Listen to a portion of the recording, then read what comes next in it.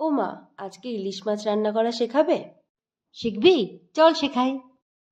তাহলে বলে দাও তো একে একে কি কি করতে হবে।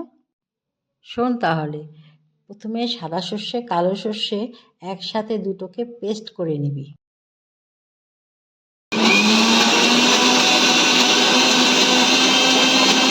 তারপর কাঁচা লঙ্কা, হলুদ আর নুন সামান্য জল দিয়ে আবার পেস্ট করে নিবি।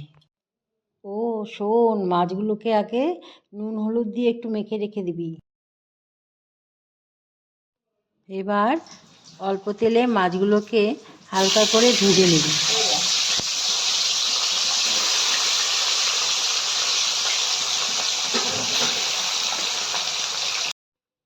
যেই তেলে মাছগুলো ভেজেছিলি সেখানে সামান্য কালো জিরে দিয়ে পেস্ট করেছিলি যে সেটা দিয়ে দিবি। পেস্টটা দেওয়া হয়ে গেলে তারপরে নুন আর একটু হলুদ দিয়ে ভালো করে কষিয়ে দেখ। এইভাবে যখন ফুটবে তখন মাছগুলোকে আস্তে আস্তে আলতো হাতে ছেড়ে দিবি।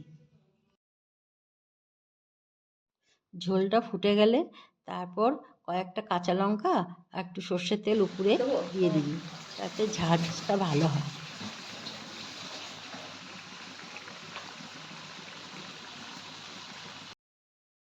আর এভাবেই হয়ে গেল তোমার শখের সর্ষে ইলিশ। যাও এবার খেয়ে নাও।